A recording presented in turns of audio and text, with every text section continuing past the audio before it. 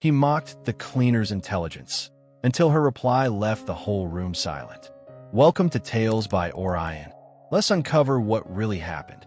The polished brass plaque on the mahogany door of the Grandeur Metropolitan's executive lounge gleamed with an air of discreet exclusivity, a silent declaration that only the privileged few were permitted beyond its hallowed threshold.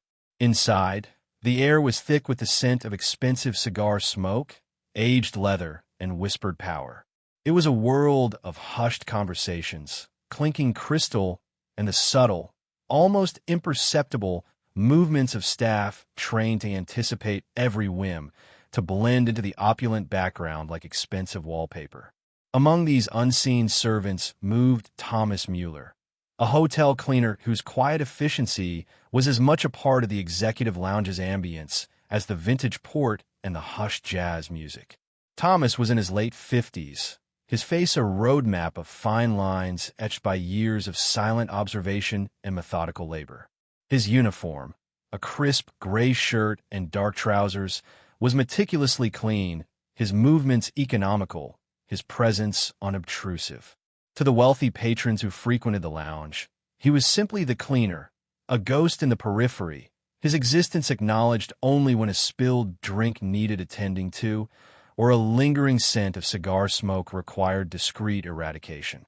They rarely, if ever, saw the keen intelligence in his quiet, observant blue eyes, or the subtle weariness that went bone-deep from years of physically demanding work, stretching muscles already frayed by age. They certainly didn't know that Thomas Mueller, the unassuming hotel cleaner, was a scholar in his own right, a man whose mind hummed with the complex intricacies of quantum physics and theoretical astronomy, whose shelves at home groaned under the weight of textbooks in half a dozen languages, and whose nights were often spent not in sleep, but in poring over dense academic papers or sketching complex equations on scrap paper. But in this world, the world of the Grandeur Metropolitan, those pursuits were irrelevant. Here, his value was measured in the gleam of the marble floors, the dust-free surfaces of antique furniture, the pristine appearance of the executive lounge's countless, often abused, amenities. He accepted his role with a quiet stoicism, a dignity that was born of necessity.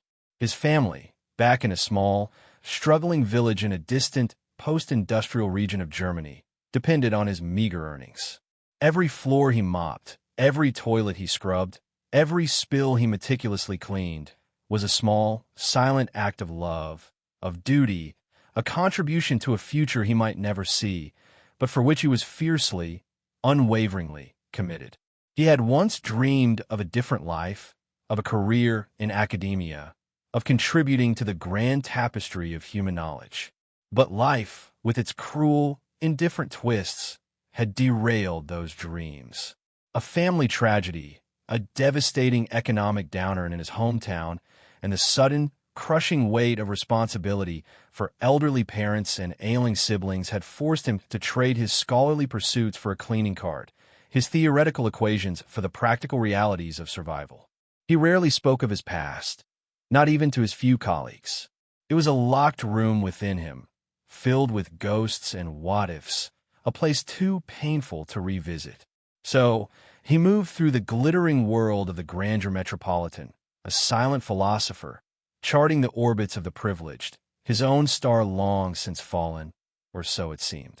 He cleaned their messes, absorbed their casual cruelties and careless condescensions with a quiet resilience, his true self hidden beneath layers of practiced invisibility, a secret held close, like a precious, fragile fragment of starlight.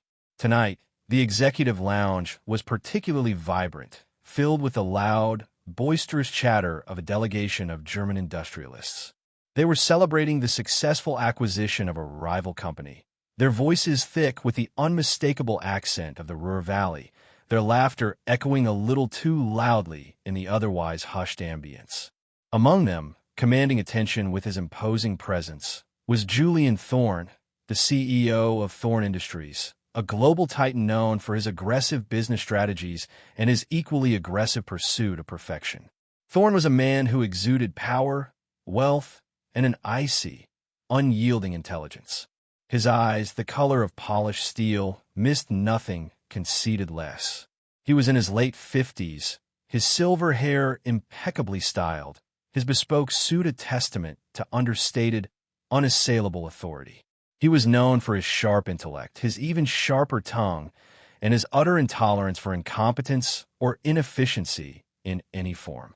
He was, in short, a terrifyingly influential and notoriously difficult patron. Thomas Mueller had been assigned to the executive lounge for his evening shift, a fact that had sent a ripple of sympathetic dread through his fellow housekeeping staff. Serving the executive lounge, especially when it was occupied by a high-profile guest like Julian Thorne, was a trial by fire, a high-wire act where the slightest misstep could result in a withering glare, a cutting remark, or, in extreme cases, a quiet word to the hotel manager that could spell the end of a career. Thomas, however, approached the task with his usual calm, professional composure. He had served difficult men before. He knew the dance. Anticipate their needs, remain unobtrusive, speak only when spoken to, and never, ever, show fear. Thorne was seated with 3 of his top German executives, their conversation flowing easily, rapidly, in their native tongue. It was clearly high-stakes business, punctuated by the occasional sharp gesture from Thorne, the almost imperceptible tightening of his jaw when a point was being made or contested.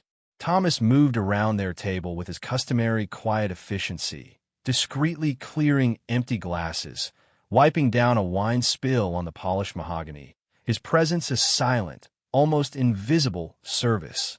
He was aware of Thorne's occasional, fleeting glances in his direction, glances that were not an assessment of his cleaning, but rather a hawk's casual observation of its surroundings, ensuring no unexpected elements disturbed its domain. The evening progressed. Thorne and his associates were consuming vast quantities of expensive champagne, their celebrations growing increasingly boisterous. Thomas managed to navigate the intricate ballet of cleaning around the powerful men without incident, his movements fluid, his timing impeccable.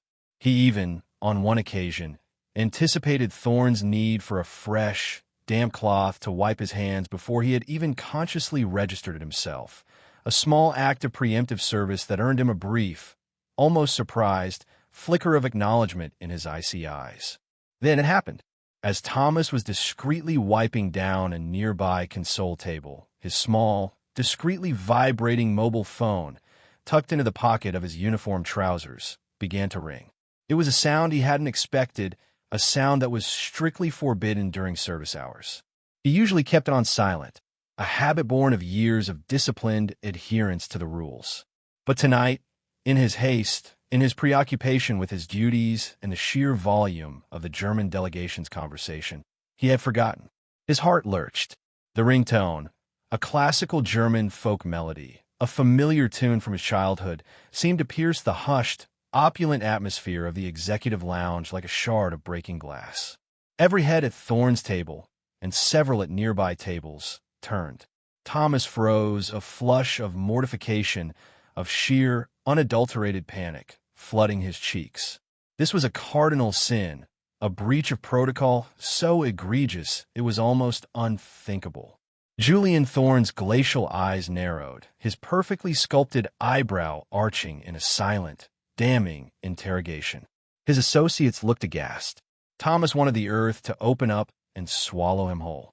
His hand fumbled in his trouser pocket, desperate to silence the offending device, but in his panic, his fingers seemed to lose all dexterity. The folk melody continued its mournful, incongruous song, each note a hammer blow against his composure. "Is that yours, cleaner?" Julian Thorne inquired, his voice dangerously soft, each word perfectly enunciated, dripping with an icy displeasure that was far more terrifying than any shout. Thomas could only nod, his throat tight, his face burning. He finally managed to grasp the phone, his fingers fumbling with the buttons, trying to end the call, to stop the mortifying sound. But before he could, he saw the caller ID. Mutti, his mother, his elderly mother, who never called unless it was an emergency, who lived alone thousands of miles away, whose health had been fragile for months. A cold dread, far more potent than his fear of Julian Thorne's displeasure, seized him. This couldn't be ignored. This could be life or death.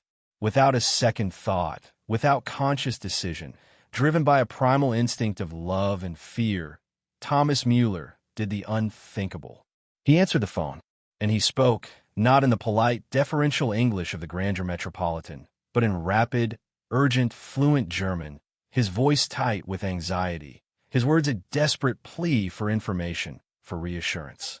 The effect on Julian Thorne's table, on the surrounding diners, on the entire hushed, opulent executive lounge, was instantaneous and profound.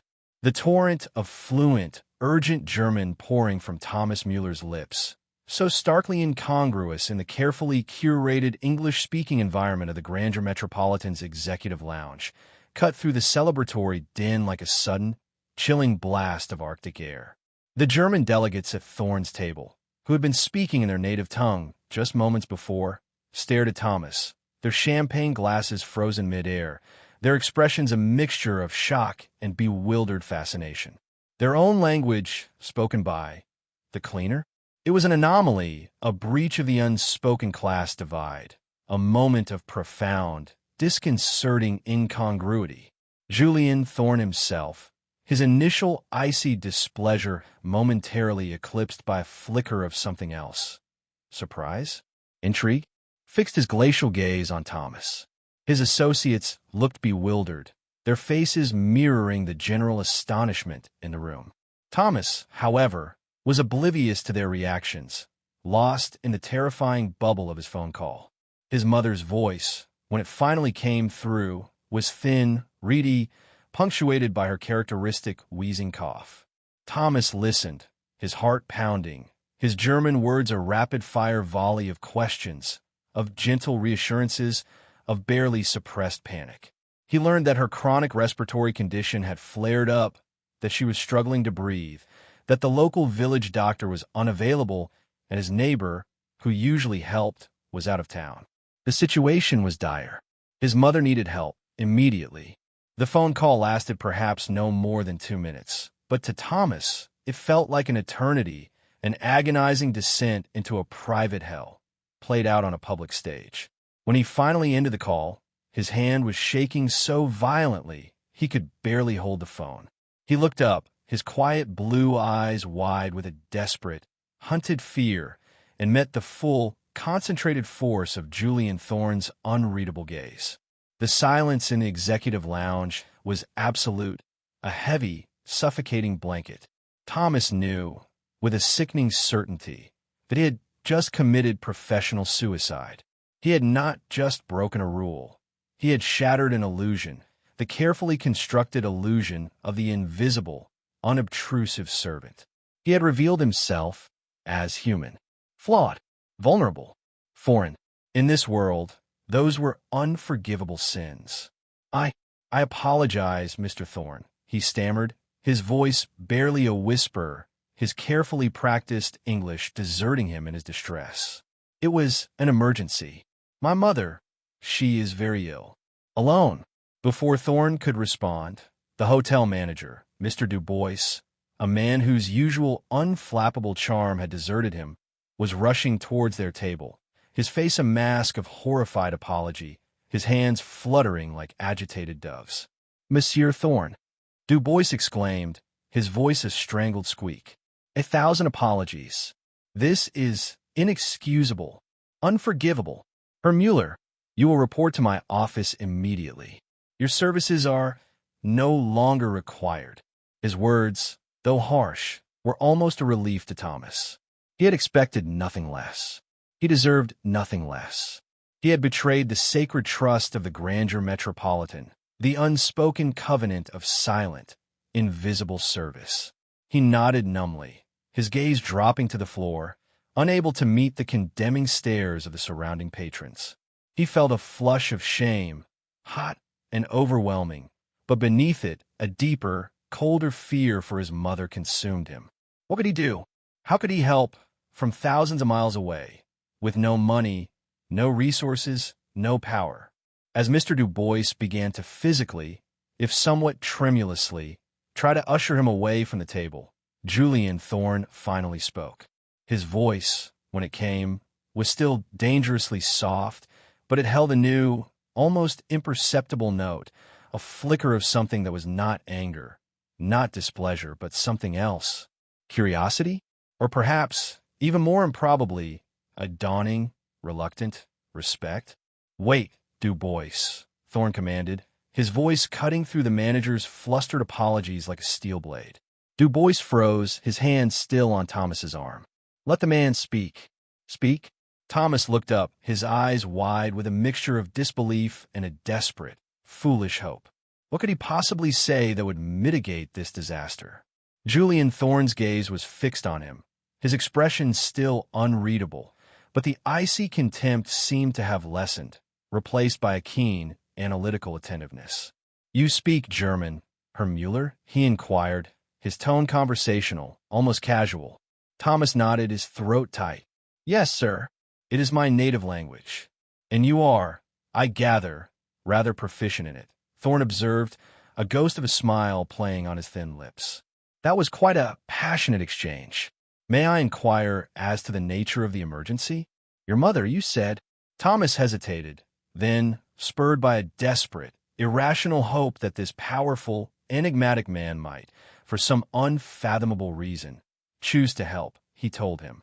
He spoke of his mother's isolation, her illness, the village doctor's unavailability, her neighbor's absence, his voice trembling but clear, his carefully constructed English giving way, at times, to a raw, emotional urgency. He didn't embellish, didn't plead. He simply stated the facts, the stark, terrifying reality of his mother's plight. Julian Thorne listened, his expression unchanging, his glacial eyes never leaving his face. When he had finished, a heavy silence descended once more. Thomas braced himself for the inevitable dismissal, the cold, cutting words that would sever his last, tenuous connection to this world of opulent illusion. But again, Julian Thorne surprised him. He leaned back in his chair, his fingers steepled before him, his gaze thoughtful, almost calculating. "A difficult situation, Herr Mueller," he said finally, his voice a low, resonant purr. "One that requires decisive action, and perhaps unconventional resources." He paused, then looked directly at Thomas, a strange, almost predatory, gleam in his icy eyes. "Tell me, Herr Mueller," he said, his voice dropping to an even more intimate, conspiratorial tone. "Aside from your rather impressive linguistic abilities and your clear devotion to your mother, what other hidden talents might you possess?" The question, so unexpected, so out of place, so utterly bizarre in the context of his imminent dismissal, left Thomas speechless, his mind reeling, his heart pounding with a new, unfamiliar, and deeply unsettling mixture of fear and a dawning, incredulous hope. Julian Thorne, it seemed, was not yet finished with him, and his interest, Thomas suspected, went far beyond his proficiency in the German language. The silence that fell after Julian Thorne's question, "What other hidden talents might you possess?" was thick, charged with unspoken possibility. Thomas Mueller stood rooted to the spot, the weight of his mother's precarious health pressing down on him, while the billionaire's gaze seemed to strip away layers of his carefully constructed anonymity. Mr. Du Bois, the hotel manager, looked ready to faint, his face a ghostly white. The German executives at Thorne's table, still holding their breath, appeared utterly bewildered. What game was their formidable host playing now? Thomas's mind raced, searching for an answer that would satisfy this inscrutable man, an answer that might, perhaps, offer a lifeline to his mother, to his desperate situation. What did he possess that could possibly be of value to a man like Julian Thorne, a man who commanded empires, who bought and sold fortunes with a flick of his wrist? He thought of his years of solitary study, of the complex equations that filled his notebooks, of the theoretical models of the cosmos that had once consumed his nights. Quantum physics, theoretical astronomy. These were not skills that translated to hotel cleaning, or, he suspected, to the world of high finance. They were too abstract, too esoteric, too uncommercial. Yet, Thorne's eyes held a strange, almost predatory glint, a silent demand for a truth that went beyond the obvious.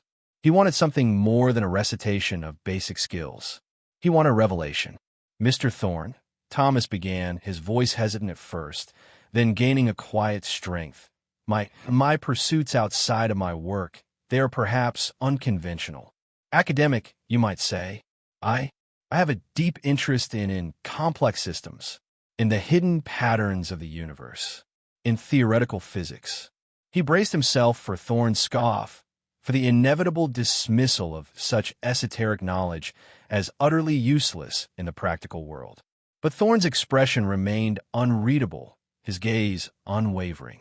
"Theoretical physics, Herr Mueller?"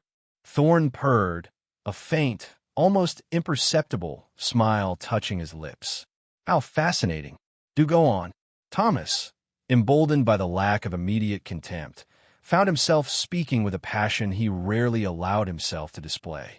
He spoke of the elegance of universal laws, of the intricate dance of subatomic particles, of the immense, ordered complexity that lay beneath the apparent chaos of existence. He spoke of the mathematics of prediction, of the way patterns, once identified, could be leveraged to understand and even influence outcomes. He spoke of his own long-abandoned research into chaotic systems modeling, into the subtle, almost invisible variables that could dramatically shift the trajectory of even the most seemingly stable phenomena. He spoke of the interconnectedness of seemingly disparate elements, of the butterfly effect, of the power of understanding the subtle, underlying currents that governed reality. He knew he was rambling, exposing a part of himself that was profoundly vulnerable, profoundly out of place in this opulent, materialistic environment. But the sheer desperation of his situation, the raw need to save his mother, pushed him forward. Julian Thorne listened, his expression unchanged, his glacial eyes fixed on Thomas with an almost unnerving intensity. The German delegates, meanwhile, looked increasingly bewildered, their eyes darting between their host and the suddenly articulate cleaner. Monsieur Du Bois, the manager, looked utterly terrified, convinced that this bizarre exchange was the final nail in his hotel's coffin. When Thomas finally finished, his voice trailing off into an uncertain silence, the room was thick with unspoken tension. He braced himself for the ridicule, for the swift, cutting dismissal. But Thorne did not scoff. He did not dismiss. Instead, a slow, predatory, yet undeniably intrigued smile spread across his face. "Remarkable, Herr Mueller," Thorne said finally, his voice a low, resonant purr. "Truly remarkable. You are, it seems, a man of unexpected depth and unexpected talents." He paused, his gaze intensifying. "You speak of patterns, Herr Mueller, of prediction, of leveraging subtle variables to influence complex systems. Tell me, does this understanding of yours extend beyond the theoretical? Does it apply to human systems, to markets, to corporate ecosystems?" Thomas hesitated. He knew where this was leading. Thorne was not interested in the pure beauty of physics. He was interested in its application, in its potential for gain, for control. "The universe, Mr. Thorne," Thomas replied, his voice carefully neutral, "is a complex system. Human systems are no less so. The principles of observation, of identifying patterns, of understanding interconnectedness, these are universal. Their application, however, varies with context." Thorne's smile widened, a wolfish gleam in his icy eyes. Indeed it does." He leaned back in his chair, his fingers steepled before him, his gaze never leaving Thomas's face. "I have a particular situation, Herr Mueller, a rather delicate business matter, involving certain market fluctuations, certain unpredictable variables. It requires not just financial acumen, but also an understanding of hidden patterns, of subtle influences, of the human element, perhaps." Thomas's heart pounded. He knew this was the bait, the dangerous, glittering lure. Thorne was offering him a way out, a path to saving his mother, to reclaiming a part of his lost life. But the price, he instinctively knew, would be far more than just his time. It would be his intellect, his unique insight, perhaps even his integrity, warped and twisted to serve Thorne's own ruthless agenda. "And you believe, Mr. Thorne," Thomas said, his voice barely a whisper, "that a hotel cleaner might be of service in such a matter?" Thorne's gaze swept over him, a slow, deliberate appraisal that made Thomas feel like a prized racehorse being evaluated for its potential. "I believe, Herr Mueller," Thorne said, his voice a low, seductive purr, "that you are far more than just a hotel cleaner. I believe you are a man of profound and untapped analytical genius, and I am a man who has always appreciated a good investment." He paused, then added, his voice dropping to an almost conspiratorial whisper, "The rewards, Herr Mueller, should one successfully navigate these currents can be unimaginable. In the matter of your mother's well-being, her continued care would, of course, become a non-issue. Consider it a signing bonus, shall we say? A demonstration of my good faith." His words were a silken snare, a tempting, irresistible lure. He was offering Thomas everything he desperately needed, the means to save his mother, a way out of his current soul-crushing existence, and perhaps, just perhaps, a chance to use his intellect, his skills, his true self, in a way he had long thought impossible.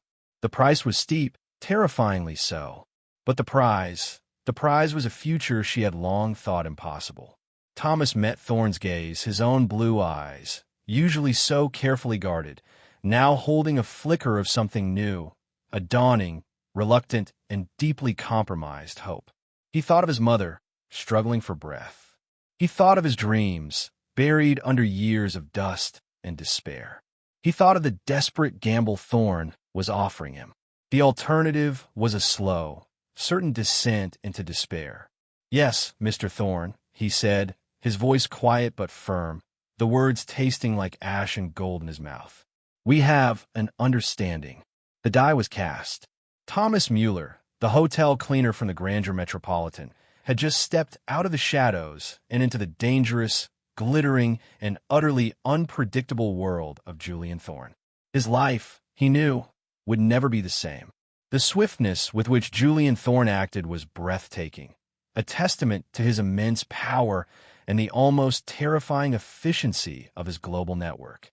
Within hours of Thomas's reluctant agreement, Thorne's private jet, a sleek, black, unmarked marvel of engineering, was dispatched to Thomas's remote German village. A team of top-tier medical specialists, handpicked by Thorne's private medical staff, arrived in its wake, their presence a whirlwind of professional urgency and quiet compassion.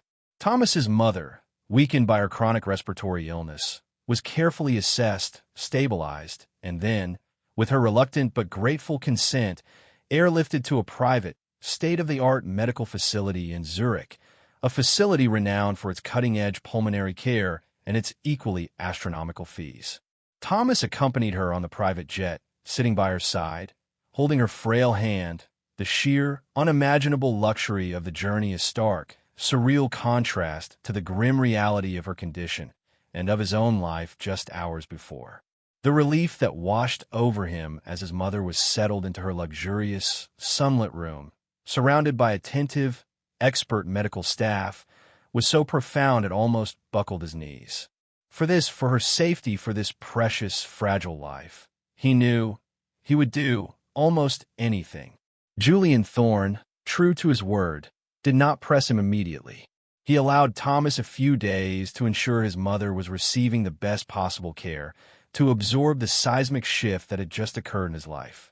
He communicated with Thomas through his impeccably discreet personal assistant, Ms. Albright, a woman whose cool, efficient demeanor, Thomas noted, reminded him uncannily of Ms. Evangeline Holloway from another, equally improbable tale, who arranged for Thomas's accommodation in a luxurious suite at a nearby hotel. A suite whose nightly rate was more than Thomas earned in a month as a cleaner at the Grandeur Metropolitan. Then the summons came.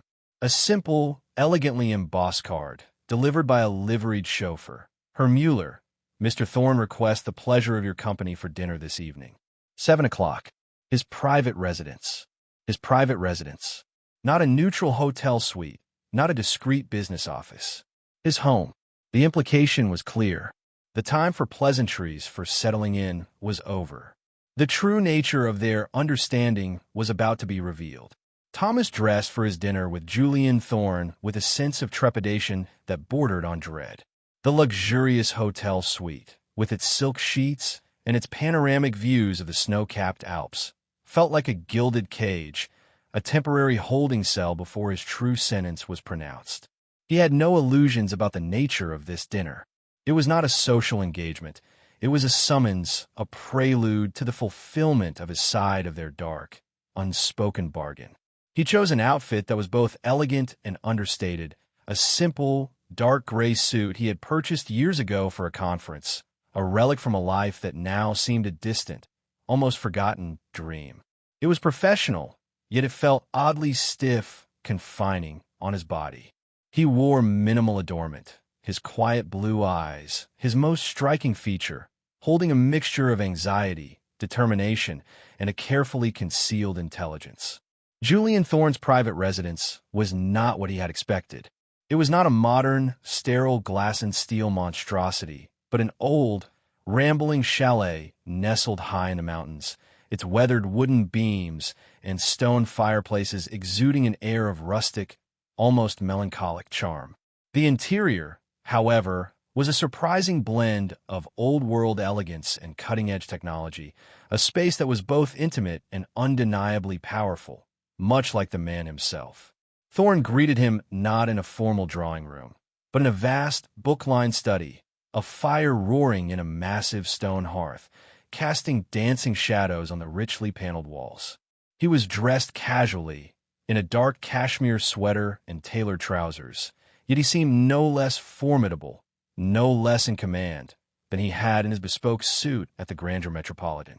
"Thomas," he said, his voice a low, resonant purr, his use of his first name a subtle, yet significant shift in their dynamic. "Welcome. Please come in. Make yourself comfortable." He gestured towards a deep leather armchair near the fire. Comfortable. The word seemed a cruel irony in this charged, uncertain atmosphere. Thomas sat, his posture erect, his hands clasped tightly in his lap.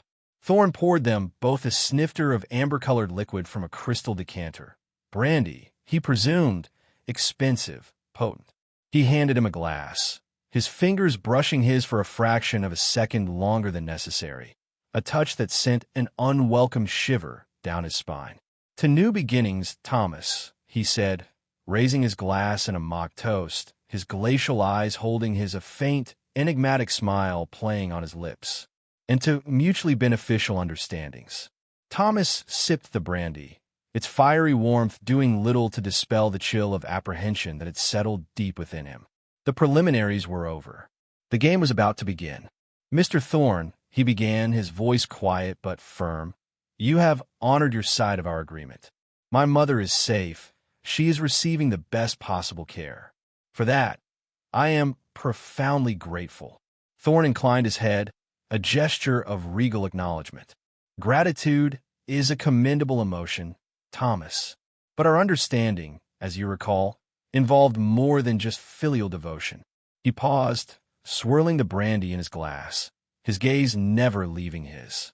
"The matter of our unpredictable market fluctuations, the unforeseen variables, the human element, as you so aptly put it, these are proving rather inconvenient."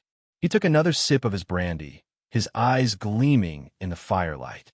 "I need your unique insights, Herr Mueller, your ability to see the hidden patterns, to predict the subtle shifts, to understand the underlying currents of chaos." He leaned forward, his voice dropping to an almost conspiratorial whisper. "I need you to help me stabilize the system, to predict the unpredictable, to control the uncontrollable." He sat back, a silent, expectant challenge in his eyes. The true nature of his bargain, the price of his mother's safety, was now laid bare, stark and terrifying. He wasn't just asking him to be an analyst, a consultant. He was asking him to be a seer, a strategist, a tool in his dangerous, high-stakes game of global financial domination. And the stakes, he realized with a chilling certainty, were not just financial. They were potentially devastating. The fire in the hearth crackled, casting dancing shadows on the walls, shadows that seemed to writhe and twist like the conflicting emotions in Thomas's own heart. Fear, revulsion, a desperate, clawing desire for survival, and a strange, undeniable flicker of something else. A thrill? A challenge? A recognition of the abyss that lay before him, and a perverse, terrifying curiosity to see if he could navigate its treacherous depths, and perhaps, just perhaps, emerge not just unscathed, but transformed. The choice, as always, was his. But the options, as always, were stark and unforgiving. Thomas Mueller, the former hotel cleaner, sat in the vast, firelit study, the weight of Julian Thorne's proposition pressing down on him. To apply his understanding of complex systems, of universal patterns, not to the abstract beauty of the cosmos, but to the ruthless, amoral world of financial markets. It was a perversion of his true calling, a prostitution of his intellect.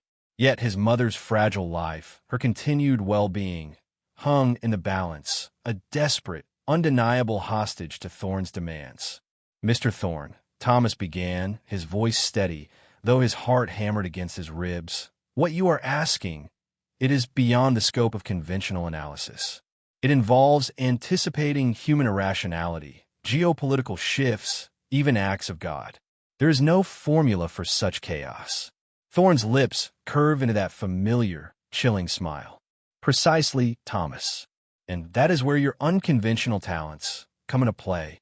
Your ability to see the patterns others miss, to discern the subtle forces that shape the seemingly random, to predict the unpredictable. I am not interested in conventional analysis. I am interested in leverage, in control, in winning." He leaned forward, his voice a low, seductive purr. "And the rewards, my dear Thomas, are commensurate with the challenge. Successfully assist me in navigating these turbulent markets, and your mother's comfort will be guaranteed for the rest of her days. You, yourself, will be compensated beyond your wildest imaginings. Enough to pursue those theoretical physics ambitions you harbor. Enough to reclaim the life that was so unfairly taken from you." He paused, his gaze intensifying. "You understand what I am offering, don't you, Thomas? A chance to escape the drudgery of your past. To use your formidable intellect not for cleaning floors, but for shaping futures. To play a game with stakes so high, the very air around you crackles with adrenaline." Thomas felt a cold wave of revulsion, but beneath it, a desperate, undeniable flicker of temptation. To be free, to study, to finally fulfill the promise of his own intellect. The price was his soul, perhaps. But the prize was a future he had long thought impossible. "And what if I fail, Mr. Thorne?" Thomas asked, his voice low, his gaze unwavering. "What if the system proves too chaotic, too unpredictable?" Thorne shrugged, a gesture of elegant, dismissive indifference. "Failure, Thomas, is always a possibility. But I have a certain confidence in your abilities. You are perceptive, you are brilliant, and you are highly motivated." His eyes gleamed. "As for the market, it is merely a complex system. And you, my dear, are a master of complex systems. You will find the patterns. You will predict the unpredictable. You will help me win." He paused, then added, his voice dropping to a near whisper, "And should the worst come to pass, rest assured, Thomas, Thorne Industries has extensive resources for managing unfortunate eventualities. You would not be abandoned." Abandoned. The word hung in the air, a cold, hollow promise. He knew what it meant. He would be a liability, a loose end to be managed. The danger was real, palpable. This was not a game. This was a descent into a world of shadows, of treachery, of men who played for keeps, with human lives as mere pawns on their global chessboard. Yet, what was his alternative? To return to the soul-crushing anonymity of the grandeur metropolitan, to a life of quiet desperation, his dreams slowly withering, his mother's future hanging by a thread? To allow Julian Thorne to save his mother, and then to walk away, forever indebted, forever haunted by the ghost of what might have been? No, that was not Thomas Mueller. He had faced adversity before. He had survived. He had endured. And within him, beneath the layers of quiet composure, of practiced deference, lay a core of steel, of fierce, unwavering resilience that had been forged in the crucible of loss and hardship. He looked at Julian Thorne, at his cool, calculating eyes, at the predatory smile that played on his lips. He saw him as a tool, an asset to be exploited. But perhaps he had underestimated him. Perhaps the quiet cleaner, the forgotten scholar, possessed a strength, an intelligence, a cunning, that even he, with all his power, all his resources, had not yet fully comprehended. "Mr. Thorne," Thomas said, his voice quiet but firm, a new, almost dangerous, light dawning in his quiet blue eyes. "I will consider your proposal, under certain conditions." Thorne's eyebrow arched. Conditions? From him? This was unexpected, and, he had to admit, rather intriguing. "Indeed, Thomas," he purred. "And what might those conditions be?" Thomas took a deep breath, his mind racing, formulating his terms, his safeguards, in this perilous, high-stakes negotiation. He would not be a mere pawn. He would not be a sacrificial lamb. If he was to enter this den of vipers, he would do so with his eyes open, with his own agenda, with a clear understanding of the risks and of the potential, however slim, for his own agency. "Firstly, Mr. Thorne," he began, his voice gaining strength, "my mother's continued safety and well-being must be an absolute, non-negotiable priority, irrespective of the outcome of this endeavor." Thorne nodded slowly. "Acceptable. Within reason, of course." "Secondly," Thomas continued, his gaze unwavering, "I will require full disclosure. All available data, all market intelligence, all the variables, known and unknown. I will not go into this blind." "Prudent," Thorne conceded, a flicker of grudging respect in his eyes. "You shall have it." "And thirdly, Mr. Thorne," Thomas said, his voice dropping to a near whisper, yet imbued with an undeniable, steely resolve, "should I succeed, should I provide you with the insights, the leverage you require, I will expect more than just financial compensation.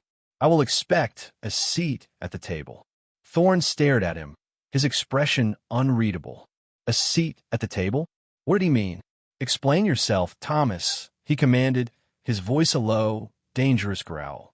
Thomas met his gaze, his own eyes burning with a fierce, unexpected fire. "I mean, Mr. Thorne," he said, his voice clear, unwavering, "that I will not be your disposable asset. If I am to risk my integrity, my very self, for your financial gains, then I expect to be treated not as a tool, but as a partner. A junior partner, perhaps, but a partner nonetheless, with a voice, with a stake, with a future that is not solely dependent on your continued benevolence." The sheer, unadulterated audacity of his demand left Julian Thorne, for the second time in their acquaintance, utterly, completely speechless.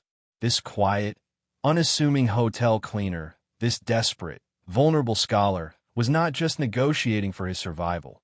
He was negotiating for his power. And in that moment, Julian Thorne knew, with a chilling certainty, that he had either made the biggest mistake of his life, or he had just found the most remarkable, most dangerous, and most infuriatingly brilliant protege he could ever have imagined. The game, it seemed, had just become infinitely more interesting. The week that followed Thomas's audacious counterproposal was a whirlwind of intense, clandestine activity. Julian Thorne, true to his word, or perhaps simply compelled by Thomas's sheer nerve, had agreed, in principle, to his conditions. The details, he had purred, would be finalized upon the successful navigation of the turbulent market conditions. But in the interim, he provided Thomas with everything he had requested, and more. A secure, anonymous office in a discreet Zurich building became his base of operations. A team of Thorne's most trusted and most ruthless analysts, financial experts, data scientists, geopolitical strategists, even a former intelligence operative with a disconcerting fondness for complex algorithms. were placed at his disposal, their expressions a mixture of bewildered curiosity and grudging respect for this enigmatic man who had suddenly, inexplicably, gained the ear and the apparent trust of their formidable employer. Thomas immersed himself in the opaque, dizzying world of global finance. He devoured market reports, analyzed historical data, studied geopolitical forecasts, his sharp, analytical mind quickly piecing together patterns, correlations, and subtle anomalies that had eluded Thorne's highly paid experts. He applied his profound understanding of complex systems, of chaos theory, of the delicate interplay of seemingly disparate variables, to the relentless, unpredictable rhythm of the market. He developed models, algorithms, and predictive frameworks that were both elegant in their simplicity and astonishingly accurate in their foresight. Thorne, observing his transformation from a wary, almost detached distance, found himself increasingly impressed and, if he were honest, a little unnerved. The quiet, unassuming cleaner was gone, replaced by a man of cool, focused intelligence, a man who moved with a newfound confidence, a man whose quiet blue eyes now held a glint of something dangerous. He was a quick study, absorbing vast amounts of complex financial information with an almost preternatural ease, asking sharp, insightful questions that often left his seasoned analysts struggling for answers. He was also, he noted with a flicker of something akin to pride, utterly ruthless in his pursuit of his objective. He had, it seemed, taken to this shadowy world of high-stakes finance with an alacrity that was both admirable and slightly terrifying. The plan, when Thomas finally presented it to Thorne, was audacious, elegant, and undeniably risky. It involved a series of precisely timed, counterintuitive market maneuvers, a strategic short on a seemingly stable commodity, and a carefully orchestrated dissemination of subtle, almost subliminal, market-moving intelligence designed to trigger a cascading effect that would destabilize the very sector Thorne wished to exploit. Thorne listened, his expression unreadable, as Thomas laid out his strategy, his voice calm, confident, his arguments precise, logical, backed by complex mathematical models that were both breathtaking and terrifying in their predictive power. When he had finished, Thorne was silent for a long moment, his glacial eyes fixed on his. Then, a slow, almost wolfish smile spread across his face. "Brilliant, Thomas," he purred, "utterly, brilliantly ruthless. You have, it seems, a natural aptitude for this game." He paused, then added a new, almost respectful, note in his voice. "But it is a dangerous game, my dear. The market is not a forgiving mistress. One false step, one miscalculation, and the consequences could be severe." Thomas met his gaze, his own eyes holding a flicker of that same, dangerous light. "I'm aware of the risks, Mr. Thorne," he said, his voice quiet but firm. "But then, as you yourself once pointedly reminded me, life is dangerous. And some of us are more motivated than others to navigate its currents successfully." Thorne threw back his head and laughed, a genuine, unrestrained sound that echoed through the luxurious Zurich apartment, a sound that surprised them both. It was the laugh of a man who had just recognized a kindred spirit, a fellow predator, in the most unexpected of disguises. "Indeed, Thomas Mueller," he said, his eyes gleaming with a new, almost exhilarating, respect. Indeed, the stage was set. The players were in place. And Thomas, the cleaner-turned-strategist, the scholar-turned-market manipulator, was about to step onto the treacherous, glittering chessboard of global finance, armed with his intellect, his courage, and a desperate, unwavering determination to not just survive, but to win. His own game, on his own terms. The execution of Thomas Mueller's market strategy was a masterclass in controlled chaos, a perfectly orchestrated symphony of financial maneuvers that left the world's most seasoned analysts bewildered and Julian Thorne significantly richer. The seemingly counterintuitive short on the commodity market, combined with the subtle, almost subliminal, intelligence dissemination, triggered a cascading effect, a ripple of panic that quickly swelled into a full-blown wave of selling, destabilizing the sector precisely as Thomas had predicted. Thorne, with his characteristic ruthlessness and impeccable timing, moved in for the kill, acquiring distressed assets at bargain basement prices, consolidating his own power, and further cementing his reputation as the undisputed apex predator in the brutal jungle of international finance. Thomas, now ensconced in a sleek, minimalist office high in the Thorne Industries Tower, an office that rivaled Thorne's own in its panoramic views and its aura of quiet, intimidating power, watched these developments with a cool, detached, and increasingly analytical gaze. He had played his part, delivered his prize, and Thorne, true to his word, had honored their understanding. His mother was thriving in the Swiss clinic, her health steadily improving, her future secure.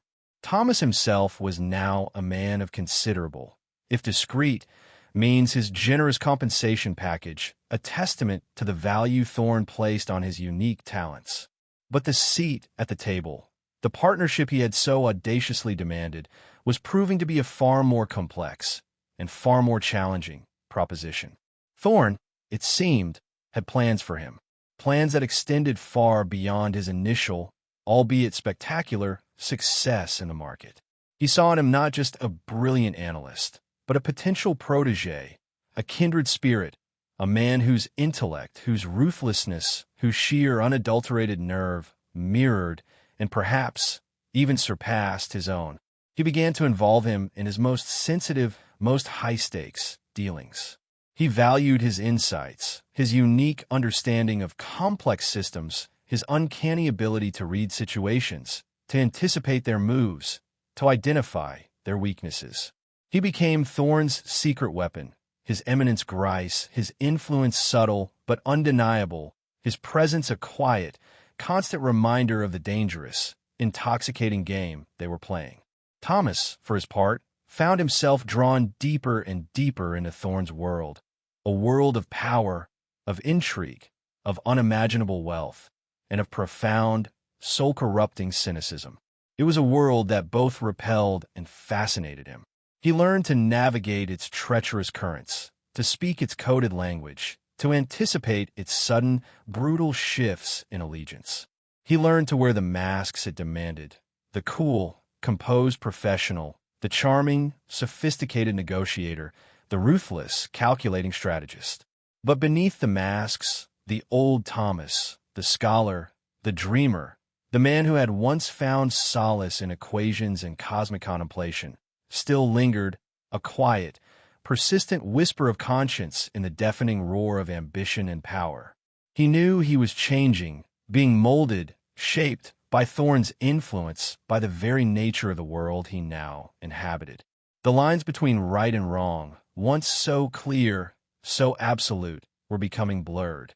The compromises he made, initially for survival, for his mother, now seemed to come more easily, justified by the cold, hard logic of necessity, of the greater good, a phrase Thorne used with a chilling, cynical frequency. He was playing Thorne's game, and he was playing it well. Perhaps too well. There were moments, late at night, alone in his luxurious, sterile apartment, when he would look at his reflection in the darkened window, at the cool, sophisticated stranger staring back at him, and wonder, who had he become? Was this the future he had so desperately fought for? Or had he merely exchanged one form of servitude for another, a gilded cage for a golden shackle? The answer, when it came, was as elusive, as enigmatic as the man who had become his mentor, his partner, his tormentor, Julian Thorne. He was a devil, yes, but he was also undeniably the most fascinating, most challenging, most intellectually stimulating man he had ever known. Their relationship was a complex, volatile cocktail of respect, mistrust, attraction, and a shared, unspoken understanding of the darkness that lay beneath the glittering facade of their world. It was a dangerous dance, a high-stakes game of chess played not with ivory pieces, but with human lives, with fortunes, with the very souls of those who dared to enter their orbit. And Thomas Mueller, The hotel cleaner who had once scrubbed toilets and dreamed of stars now found himself a king on a global chessboard, his every move fraught with peril, his every victory tinged with a faint, persistent, and deeply unsettling taste of ash. The journey was far from over. The game was far from won. And the price of his seat at the table, he was beginning to realize, might be far, far higher than he could ever have imagined. The question that haunted his sleepless nights was no longer, will I survive, but rather, when I do, what will be left of me?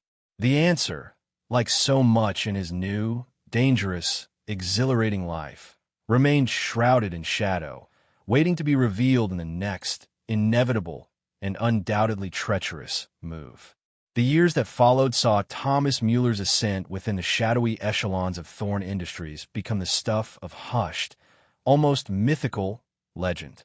He was Julian Thorne's right hand, his confidant, his most trusted and most feared strategist. His name became synonymous with complex, high-stakes financial maneuvers, with the discreet, almost invisible resolution of unpredictable market fluctuations, with an uncanny ability to anticipate geopolitical shifts, to identify hidden economic currents, to navigate the treacherous, often lethal, waters of global power.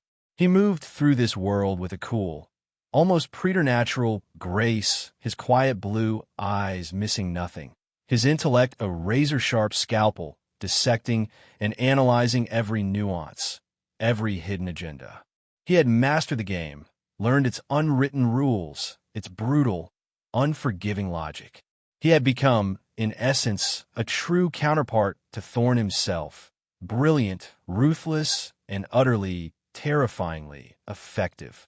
His mother lived out her remaining years in comfort and security, her final days filled with a peace Thomas had fought so hard and sacrificed so much to provide. Thomas visited her often in the quiet Swiss clinic, those brief, stolen moments of fragile, precious reminder of the man he had once been, of the simpler, more innocent world he had left behind. His mother never asked about Thomas's work, about the source of his newfound wealth, his sophisticated, almost hardened demeanor. She simply looked at him with those wise, loving eyes, so like his own, and saw a survivor, a warrior, a man who had, against all odds, carved out a place for himself in a harsh, unforgiving world. And perhaps, in her own quiet, intuitive way, she understood, more than Thomas himself sometimes did, the true cost of that survival. Julian Thorne, too, was changing, though his transformation was more subtle, more nuanced. Thomas's influence, his quiet intelligence, his unwavering, albeit often challenging, moral compass, a compass he fought daily to keep from spinning wildly out of control, had over time begun to temper his own ruthless ambition, to awaken a long-dormant, almost forgotten sense of responsibility. He still played the game, still moved markets, still wielded his immense power with a practiced, almost casual authority. But there was a new, almost imperceptible hesitation in his actions, a flicker of something human in his icy gray eyes. He found himself consulting Thomas, not just on matters of business, but on matters of ethics, of consequence, of the human cost of his relentless pursuit of profit and power. Thomas became his conscience, his confidant, his unlikely moral anchor in the stormy, amoral seas of global finance. Their relationship remained a complex, enigmatic dance, a blend of mentor and protege, of partners and adversaries, of a deep, unspoken, and fiercely guarded affection. There were still moments of tension, of conflict, of a power struggle that simmered beneath the surface of their professional collaboration. But there was also a profound, undeniable bond, a connection forged in the crucible of shared danger, of mutual respect, of a recognition of the kindred, solitary, and perhaps even damaged souls they both possessed.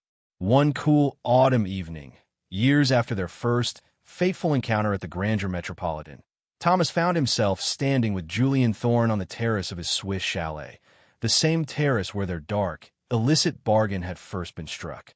The mountains were silhouetted against a sky ablaze with the fiery hues of sunset, the air crisp, clean, scented with pine and wood smoke.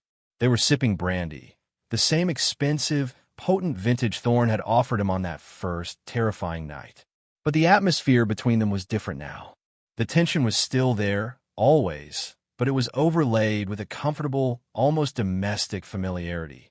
"Do you ever miss it, Thomas?" Thorne asked suddenly, his voice a low, resonant rumble, his gaze fixed on the distant, snow-capped peaks. "Miss what, Julian?" Thomas replied, his own voice calm, steady. "The grandeur metropolitan," he said, a faint, almost wistful, smile playing on his lips. "The polished floors, the demanding guests, the blissful ignorance." Thomas was silent for a long moment, swirling the brandy in his glass, his quiet blue eyes reflecting the fiery colors of the sunset. "Sometimes," he admitted finally, his voice barely a whisper, "sometimes I miss the simplicity, the anonymity, the illusion of a life where the most pressing concern was whether the marble gleamed or whether Mr. Du Bois would notice the lingering scent of cigar smoke." He paused, then turned to look at him, his gaze direct, unwavering. "But I would not trade it, Julian. Not for anything." Thorne met his gaze, his own icy gray eyes holding a new, unfamiliar warmth. "Nor I, Thomas," he said softly. "Nor I." They stood together in the fading light, two solitary, powerful figures, their pasts a tapestry of shadows and secrets, their futures an unwritten, uncertain landscape. They had both been changed irrevocably by their encounter, by the dangerous, exhilarating game they had played and continued to play. They were survivors. They were warriors. They were partners. And as the first stars began to prick the darkening velvet of the alpine sky, Thomas Mueller, the cleaner who had dared to answer a call in German, the scholar who had become a strategist, the man who had stared into the abyss and not blinked, raised his glass in a silent, solitary toast. To survival, to resilience, to the enduring, indomitable, and often terrifying power of the human spirit, and perhaps, just perhaps, to the faint, flickering, but never entirely extinguished hope of redemption, even in the darkest, most compromised of hearts. The game, after all, was still in play, and Thomas Mueller, for better or for worse, was still very much in it.